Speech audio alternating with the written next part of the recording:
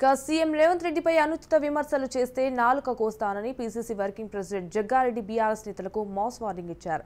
అధికారం కోల్పోవడంతో బీఆర్ఎస్ నాయకులు మతిస్థితం కోల్పోయారని మండిపడ్డారు. వినాయక నవరాత్రుల సమయంలో ప్రాంతీయవాదం రెచ్చగొడుతున్నారని ఫైర్ అయ్యారు. అరకిపుడి గాంధీ, పాడి కౌశిక్ రెడ్డిల మధ్య వివాదం బీఆర్ఎస్ పార్టీకి సంబంధించిందన్నారు. రాష్ట్రంలో లా అండ్ ఆర్డర్ ఎక్కడ అదుపు తప్పిందో చూపించిందన్నారు. హైదరాబాద్ ప్రశాంతంగానే ఉందని, పోలీసులు బీఆర్ఎస్ నేతలను పట్టించుకోవాలా లేక ప్రజలను పట్టించుకోవాలా ఆలోచించాలన్నారు. వినాయక నిమజ్జన ఉత్సవాలకు బీఆర్ఎస్ విఘాతం కలిగించాలని చూస్తోందా అని ప్రశ్నించారు. సిటీలంటూ విమర్శలు చేస్తున్న బీఆర్ఎస్ వాళ్ళు ఏపీకి వెళ్లి గతంలో రోజా ఇంటికి పోయి చేపల పులుసు తిన్నది నిజం కాదా అని నిలదీశారు. బీఆర్ఎస్ నాయకులు ఎలుగుబంటి కర్చినట్టు ప్రవర్తిస్తున్నారన్నారు. కాంగ్రెస్ కార్యకర్తలను రెచ్చగొడితే సహించేది లేదన్నారు. కాంగ్రెస్ పార్టీ ముఖ్యమంత్రి పనికిమాలను నాలుగే కోసేస్తాం మళ్ళీ వస్తారంటే.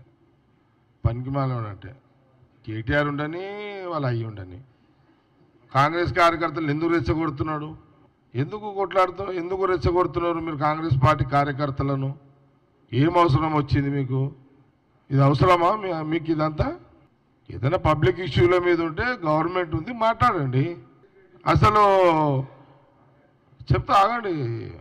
ఇప్పుడు సబ్జెక్టు ఇది కేసీఆర్, కేటీఆర్, హరీష్ రావు సబ్జెక్ట్ ఇదంతా.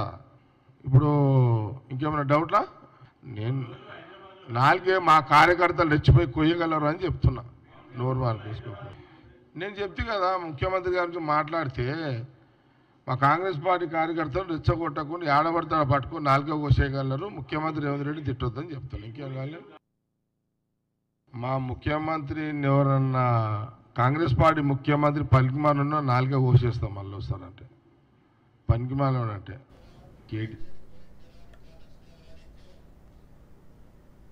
రైట్. ఇక ఇదే అంశానికి సంబంధించి మరిన్ని అప్డేట్స్ మా Telangana bureau chief Mahender Reddy phone in ద్వారా అందిస్తారు. మహేందర్, చెప్పండి. కాంగ్రెస్ ప్రభుత్వం పైన అలాగే ముఖ్యమంత్రి రేవంత్ రెడ్డి పైన ప్రతిపక్షాలు చేస్తున్న విమర్శల్లో కాంగ్రెస్ వర్కింగ్ ప్రెసిడెంట్ జగ్గారెడ్డి తిట్టుకొట్టారు. ముఖ్యమంత్రి రేవంత్ రెడ్డి ఎవరైనా ఏమనంటే నాలుక కోస్తామంటూ తీవ్రంగా జగ్గారెడ్డి అయితే హెచ్చరించడం జరిగింది. గాంధీ భవన్ లో ఏర్పాటు చేసిన మీడియా సమావేశంలో జగ్గారెడ్డి బీఆర్ఎస్ పై నిప్పులు చెరిగినటువంటి విషయం కనిపించింది. సో రాజకీయంగా ప్రత్యర్థిని కత్తితో పొడవడానికి వస్తే ఎవరు ఊరుకోరని, తిరిగి ఎదురుదారి చేస్తారని, అదే రాజనీతి అని కాంగ్రెస్ వర్కింగ్ ప్రెసిడెంట్ జగ్గారెడ్డి అన్నారు. కేసీఆర్ రేవంత్ ను పొడవడానికి వస్తే చూస్తూ ఊరుకొని ఉండాలా అంటూ మాట్లాడడం జరిగింది. మరి ప్రభుత్వాన్ని కాపాడాల్సిన బాధ్యత రేవంత్ రెడ్డికి ఉంటుందని పేర్కొన్నారు.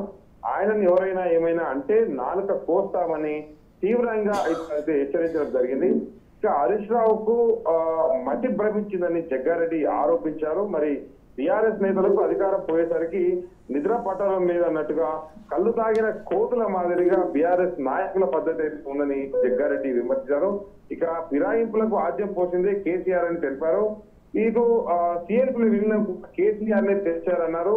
అయితే ఇప్పుడు కౌశిక్ రెడ్డి వ్యవహారం పైన కావచ్చు, నిన్న హరీష్ రావు మాట్లాడిన తీరు కావచ్చు, వీటన్నిటిపైన కాంగ్రెస్ వర్కింగ్ ప్రెసిడెంట్ జగ్గారెడ్డి అయితే చాలా వరకు కూడా స్పందిస్తూ చాలా తీవ్రంగా బీఆర్ఎస్ పార్టీని విమర్శించారు.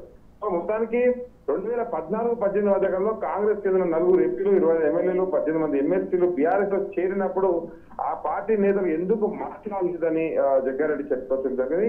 మరి పార్టీ మన నేతలు కేసీఆర్ మంత్రి పదవులు కూడా ఇచ్చారనేది కూడా దుయ్యబట్టాడు. మరి పార్టీ ఫిరాయింపులో కేసీఆర్ ఆద్యం పోసినప్పుడు ఏం చేశారు అన్నట్టుగా గద్దరు. మరి హరీష్ రావు నీకు సిగ్గుందా అని జగ్గారెడ్డి ప్రశ్నించడం జరిగింది. తెలంగాణ ఏర్పడిన 10 ఏళ్ల తర్వాత ప్రాంతీయత్వాన్ని ఎందుకు రెచ్చగొడుతున్నావు అన్నట్టుగా ఇటు జగ్గారెడ్డి మండిపడ్డాడు. కేసీఆర్ తాతలు విజయనగరం నుంచి వచ్చారని, అధికారం పోయిన తర్వాత కేటీఆర్ కు బీఆర్ఎస్ నేతలకు ఏం అర్థం కావడం లేదని, అందుకే రోడ్లపై పడుతున్నారని ఎద్దేవా చేశారు.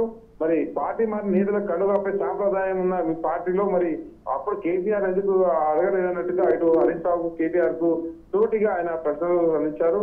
మొత్తానికి బీఆర్ఎస్ కాంగ్రెస్ పైన అలాగే ముఖ్యమంత్రి పైన చేసిన విమర్శలకైతే కాంగ్రెస్ పార్టీ ఏదే లోపల అంతర్గతంగా ఎన్ని గొడవలు ఉన్నా సరే ఎవరైనా అసలు ముఖ్యమంత్రి జోలికి వచ్చినా, పార్టీ జోలికి వచ్చినా, ప్రభుత్వం జోలికి వచ్చినా అసలు కాంగ్రెస్ నేతల విమర్శలు మాత్రం చాలా ధీటుగా ఉంటున్నాయి.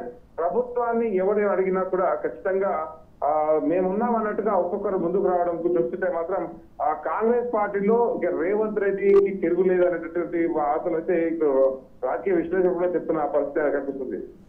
Right, thank you for the updates Mahender.